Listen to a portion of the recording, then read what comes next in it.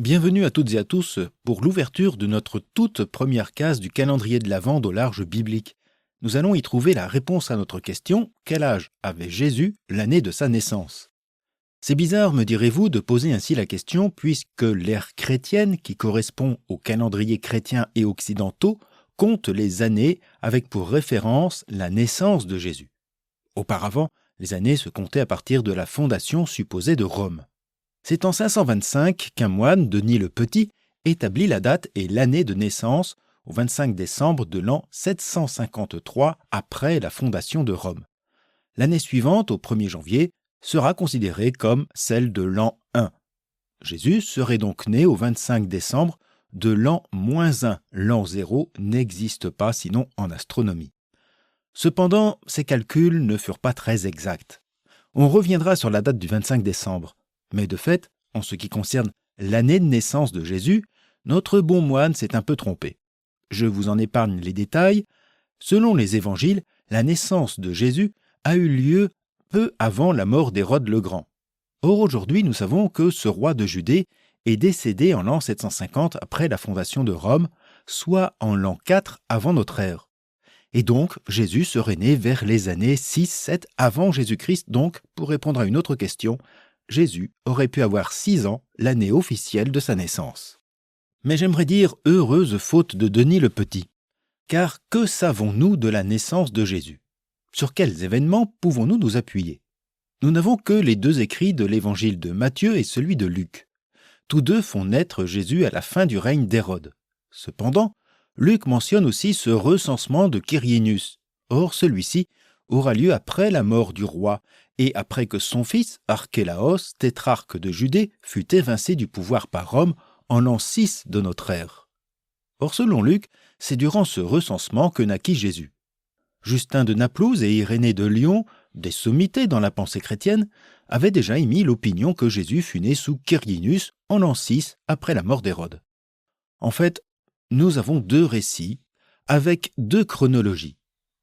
Le récit de Matthieu qui place la naissance de Jésus avant la mort d'Hérode, autour de l'an 6, avant Jésus-Christ, et le récit de Luc qui la place au temps du légat Quirinius, autour de l'an 6, après Jésus-Christ. Mais ni Luc ni Matthieu ne font œuvre d'historiens critiques. Leur récit vise à donner sens à la naissance de Jésus et à rendre compte théologiquement de l'incarnation de celui qu'ils confessent fils de Dieu. Ce sont des récits d'enfance, typiques de la littérature antique, qui s'approche davantage de la mise en abîme annonçant le futur et divin destin du héros. De plus, dans l'Antiquité, on ne connaissait pas toujours l'année de naissance des grands personnages et celle d'un petit juif de Galilée encore moins. On connaît l'année de l'action et de la mort des philosophes, des rois, des généraux, rarement celle de leur naissance. Jésus n'échappe pas à la règle. Bref, on peut quand même dire que Jésus a pu naître entre l'an 6 avant et l'an 6 après notre ère. Finalement, l'année erronée de naissance de Jésus, calculée par Denis le Petit, se situe pile dans la moyenne.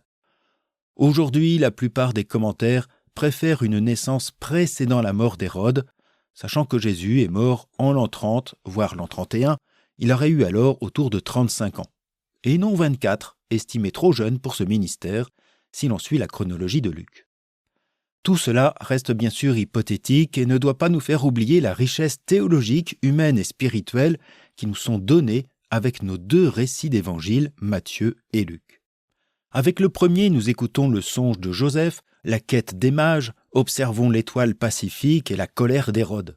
Avec Luc, l'évangile nous amène à l'étable, mais aussi dans les champs alentours avec les anges et les bergers. Ce sont tous ces personnages qui habitent nos crèches, avec aussi l'âne et le bœuf, parfois quelques chameaux et éléphants, sans oublier le sapin et les guirlandes. Voilà bien de quoi remplir notre calendrier biblique de l'Avent jusqu'à ce 25 décembre. Mais me diriez-vous, s'il est difficile de connaître avec exactitude l'année de la naissance de Jésus, en savons-nous davantage sur le jour ?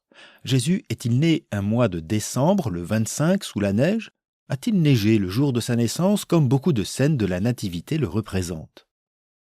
Je vous souhaite une belle préparation à Noël et je vous dis à demain pour une nouvelle case de notre calendrier de l'Avent sur Au large biblique Et n'hésitez pas à faire connaître cet épisode et l'ensemble de cette série, de ce calendrier, pour le partager aussi sur vos réseaux sociaux.